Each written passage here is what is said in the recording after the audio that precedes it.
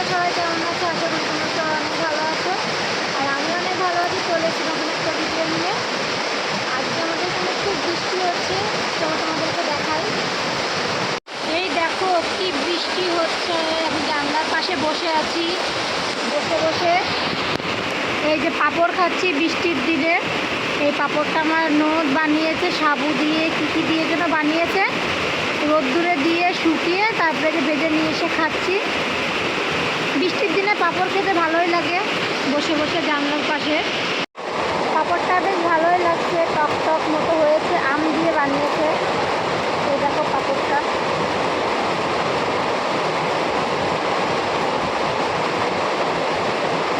সাবু দিয়েছে, লঙ্কা দিয়েছে আর আম দিয়ে। মানে দিদির বানানোটা একটু বেশি টক টক হয়ে গেছে, ইউটিউব দেখে বানিয়েছে।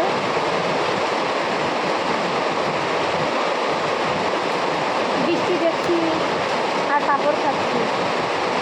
তোমরা খাবার তো চলে আসো।